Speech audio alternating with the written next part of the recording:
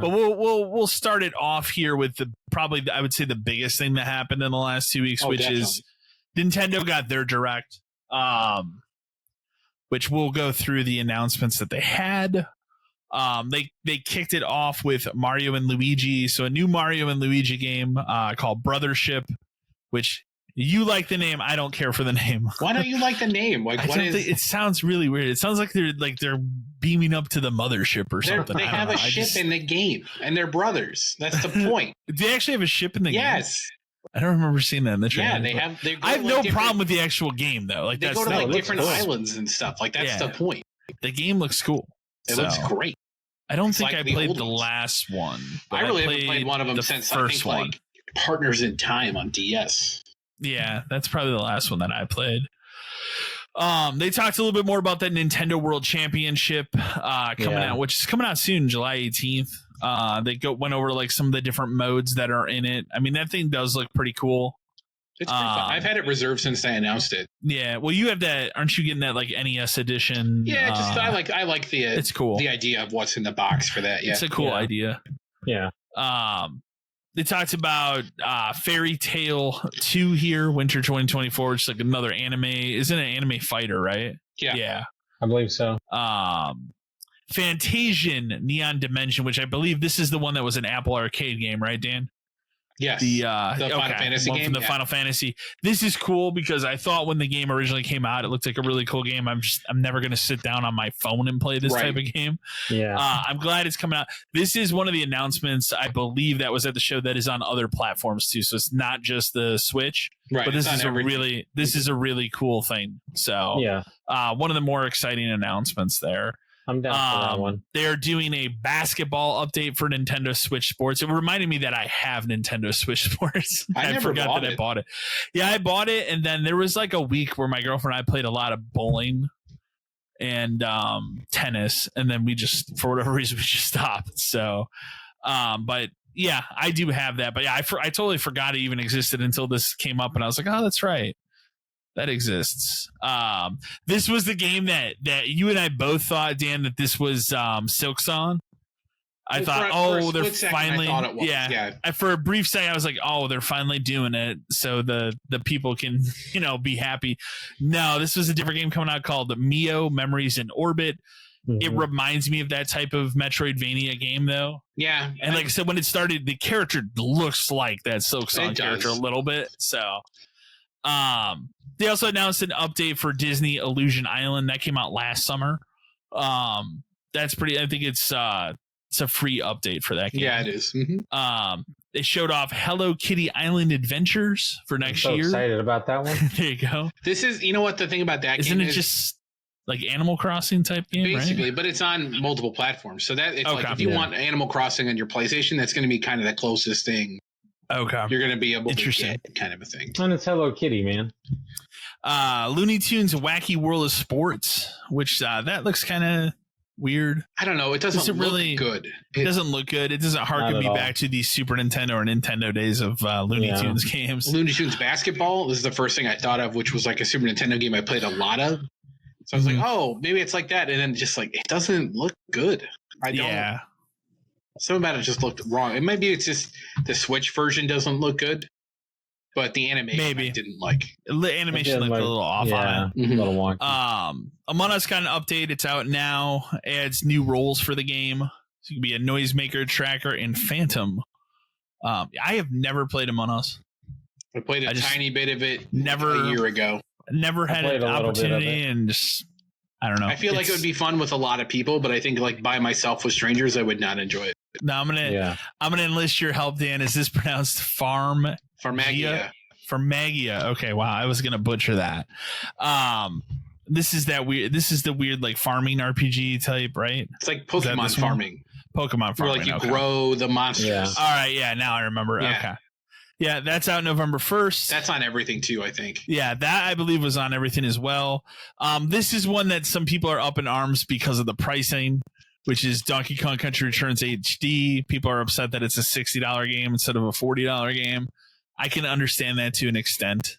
Sort of. I mean, it's Nintendo first party. Yeah. And it's a remake of a Wii game, so it has been a long time. So I get it.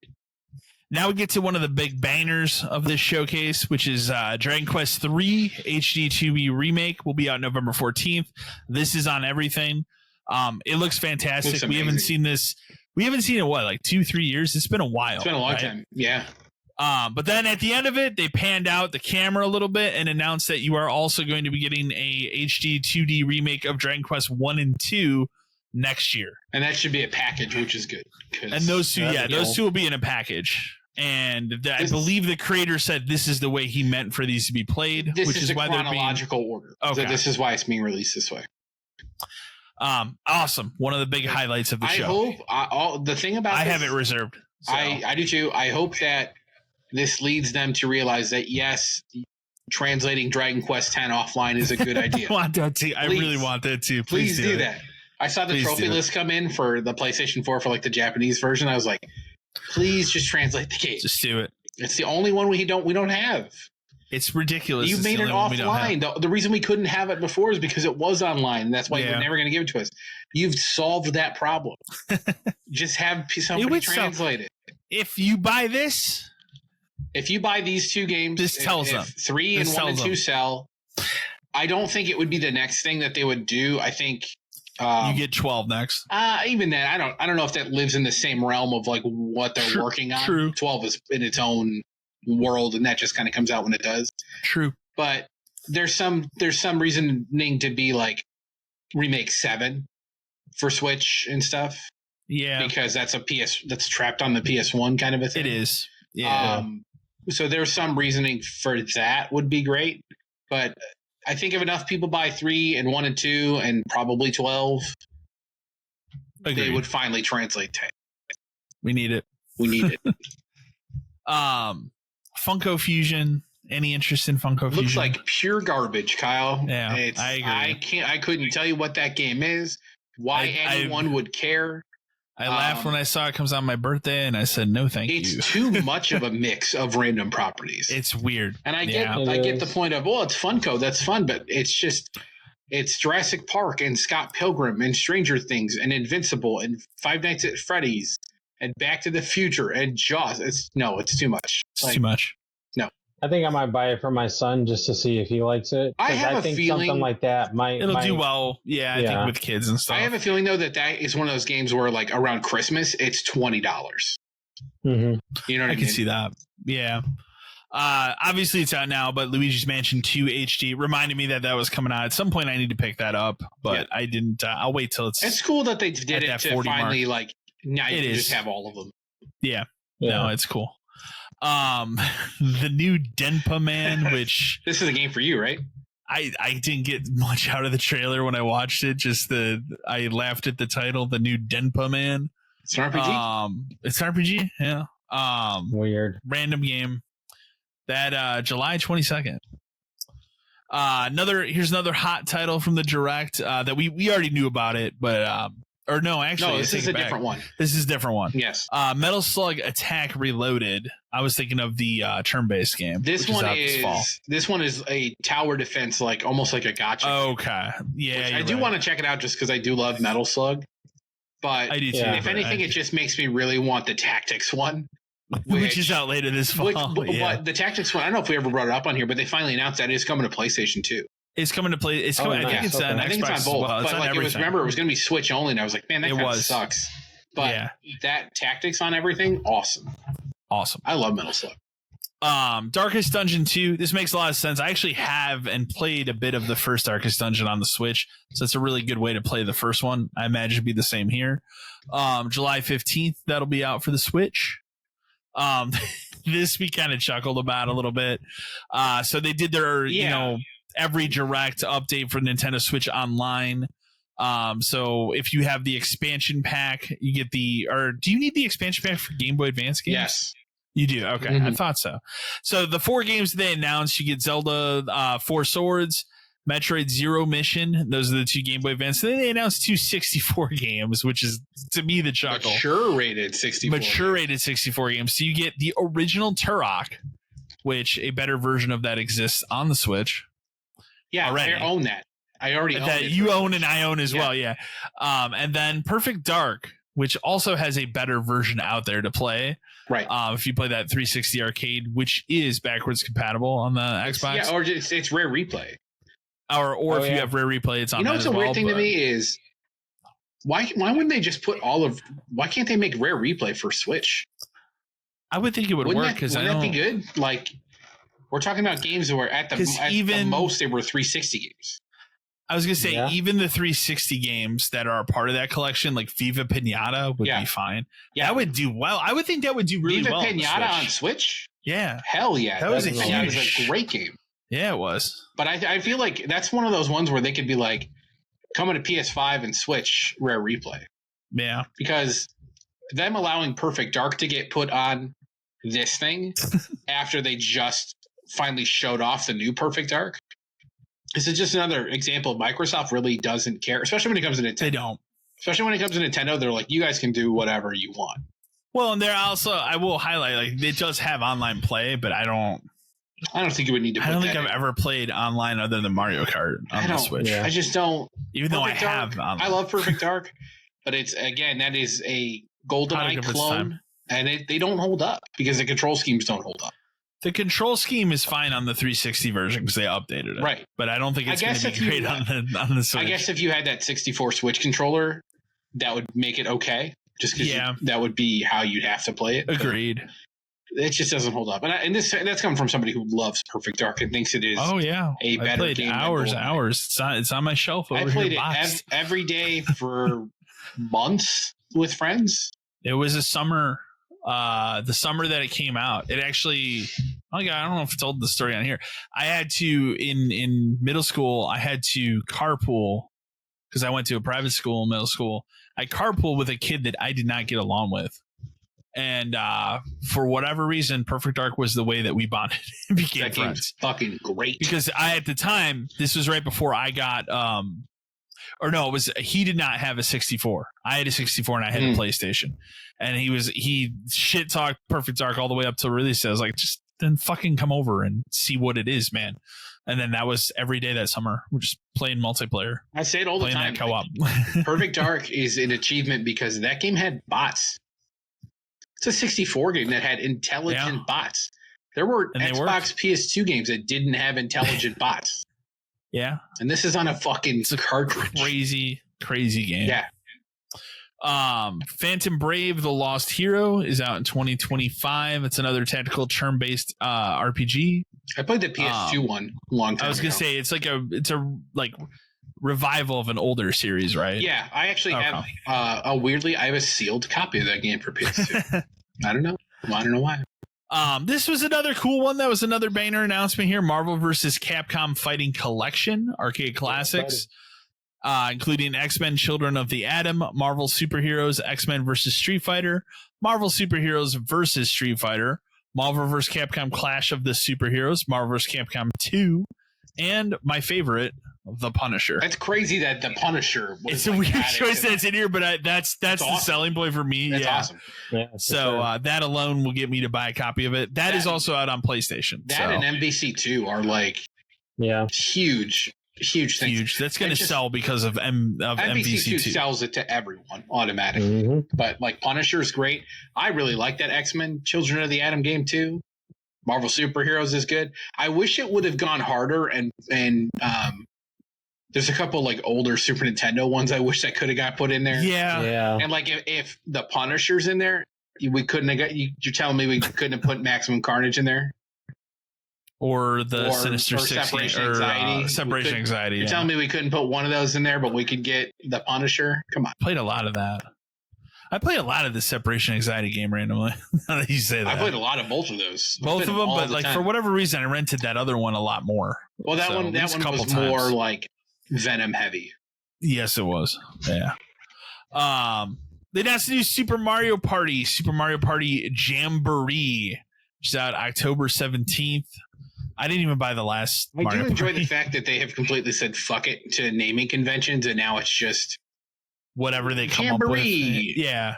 You know, next one's going to be like Extravaganza or whatever. The only thing about these games that annoy me is like there's only 7 boards again.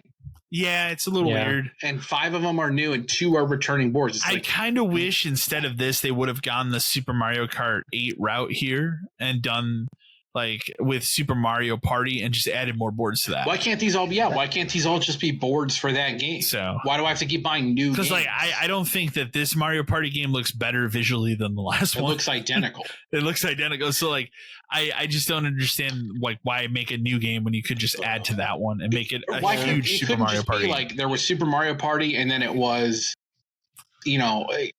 board pack 1, board pack 2, mini game pack 1. Where you could choose what you want to buy. You want 2 more boards? They're $5. You want 30 more mini games? They're $5. They could have just added them all piecemeal to this original game. Agreed. And then you could have like one. You guys want to play Mario Party? Yeah. You boot up one game. It has everything in it. Yeah. It's so much better. For sure. One of the biggest announcements at this, probably I would say my favorite announcement of this showcase. Sure. We're getting a new Zelda game, as we kind of alluded to, I think, the last podcast. But with a twist, it is for the first time ever. You're going to play in the mainline game. You're going to play as Princess Zelda. So The Legend of Zelda Echoes of Wisdom will be out September 26th. It's in the same art style that they did to the Link's Awakening. Which is like came out like, 2-3 years ago? Mm-hmm. Which is like my favorite version of that. That's an amazing game that I should go back and finish. It's my favorite Zelda game. I haven't finished that version, so it's so good. I need to turn on my Switch. It's probably like 6 updates behind at this point. Gameplay in this game looks super fun, like creating the copies of stuff to solve. It's almost more of a puzzle game than anything else. Yeah. Which I love because Zelda always has like puzzle elements to it. But the way you can solve stuff in this, where like you can build little stairs out of beds. I bet you there's going to be really fucking crazy, like game breaking stuff people figure out in this game. The speedrun for this game is going to end up to be like 4 minutes. Because somebody's going to figure out, run here, make a copy of this. You can jump over this wall. You end up underneath it. You know, it's going to be something so dumb. Yeah, I think so too. It looks cool. Looks so good. I'm very excited for that.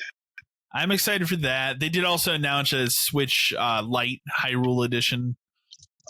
Too late in the console generation for me to want a Switch. If you couldn't get me on the OLED Switch, you're not going to get me on a Switch Lite. No, for sure. Just Dance 2025, sure. Wow. I don't think we need to say more of that. It happened again. Yeah, it happened again. Lego Horizon Adventures, which we saw some of that at the PlayStation event. They showed a lot more of it here, though. Like they showed a lot more of it here. Yeah, what it looks like you're going to be doing and stuff, and it looks pretty fun. Like I like the Lego games. Stray, which is a great game, is coming to the Switch. I don't know how well it's going to run on the Switch because that was a pretty good looking game graphically. Yeah, there might be. I can think of 1 or 2 times during that game where it might get real choppy. But cool that it's coming to the Switch. I mean, that's the last platform it was not on at this point. Yeah. Tales of the Shire. I mean, even as a Lord of the Rings fan, I don't care about this. Like, do you want to live the life of a hobbit? I don't. It looks really like boring and generic. It does look very generic. Like, I think even the people that would be interested in playing a farm simulator, you have Stardew Valley. I don't think you're gonna go and play this. Or you have actual farm simulator, or you have I don't see this. Hundreds of other games in this genre of stuff. I don't see this doing well. So, the Ace Attorney Investigations collection. This looked pretty cool because I think doesn't have that one that never came out here, and then it has that redone art design that looks really cool, like hand drawn. Mm-hmm. Yeah, that's out September 6th. That's really cool. The 100. This was there was a person that was behind this. This is the Danganronpa game. Oh, okay. That's right. Okay. The people that make Danganronpa have a new game called the 100 Line Last Defense Academy, which is out next year. That looked pretty crazy, but it looked, like a Danganronpa game. It looks cool. I've never really gotten into those games. The funny thing is I have those games on the PlayStation because at some point they had like a collection sale. Oh, yeah. With those and the Nonary games. Yeah, which I love those games. Which I bought those. Yeah, At some point I got to sit down and play one of those. Yeah, and I do love Zero Escape. Like, those are the Zero Escape games. I love those games, so I know I would really like Danganronpa probably. And, Digimon Survive is kind of like that, too. Yeah. So I don't know. Maybe I give this one a shot. This one looks interesting. Like, it looks cool. Romancing Saga 2, Revenge of the Seven, a remake of Romancing Saga 2. Any interest in that? I don't think I've ever played a Romancing Saga game. As someone who's bought a lot of like the Saga games, I've never really liked them. Okay. I've never played any of them. I probably have one or two.